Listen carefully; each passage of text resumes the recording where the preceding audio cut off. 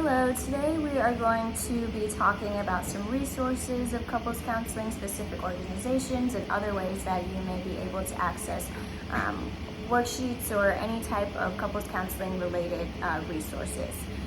So first and foremost, answering the question, should stakeholders seek any resources? And I think the answer to that is, short one is yes, and long answer is that there's many different ways to do that. And I think in our world today, there's been so many different events that have needed people to stay at home more, for example, COVID, and I think that can exaggerate maybe some cycles that couples may be stuck in, not necessarily fights or anything, but just spending more time together may engage in more conversation around how to be in a relationship. So yes, I absolutely think that resources and couple counseling is needed.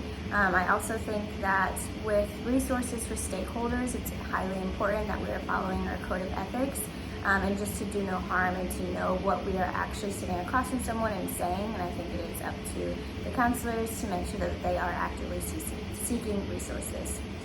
So some professional resources that you can access outside of going into couples counseling and some organizations that Alex will get into later. There's many websites that you can look at to see some of these resources. So the first one would just be like a Psychology Today or Psychology website that would have like worksheets and things like that.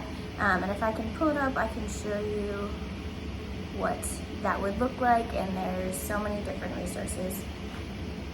Worksheets and questions and activities and PDFs that you can print out and even work on with your partner at home.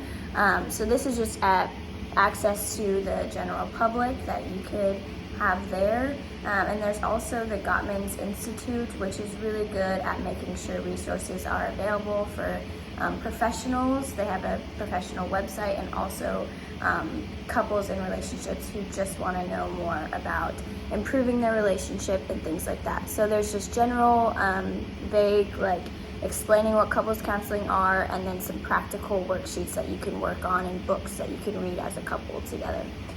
So those are just some resources that you can have access to on the internet. And there's also, for Sue Johnson also has a website, and then there's also podcasts that you can listen to. For example, the Gottmans have one called The Small Things Often. So if you and your partner only have a couple minutes every single day to listen to the podcast, it gives a task and it gives what you should be focusing on for the week. So overall, there's just many different resources outside of going into couples counseling. But if you wanted to find professional organizations to go get that, Alex will share some now.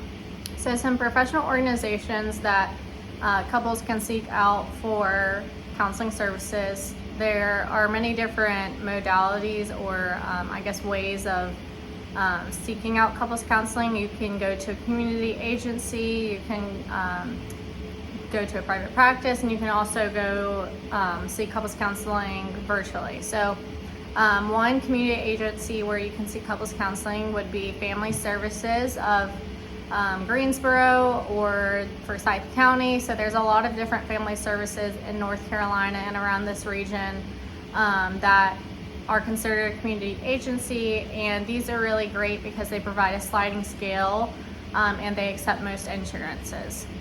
Santos Counseling is a private practice, and they offer couples counseling, and they also have options for services in Spanish, which I think is really great if English is not your first language. And again, this is a private practice, so you can probably expect the cost of it to be a little bit higher than it would be at Family Services. And then lastly, if people are seeking virtual couple counseling, they can seek out organizations like BetterHelp. And so if a stakeholder would like to find more information about couples counseling, they can look at online journals, they can look at websites of counseling agencies, and more specifically, they can look at the American Counseling Association's website for information about just counseling as a whole. And then also it would be beneficial to look at state counseling licensure boards to see even just the ethics and the kind of how counselors are supposed to be counseling ethically. Yeah, and like we mentioned in past videos, there's many different reasons that you can go to couples counseling for. So just find one that works for you, a different resource. If all you can give is looking at a website once a week, I think that's a credit to who you are in your relationship. So thank you so much.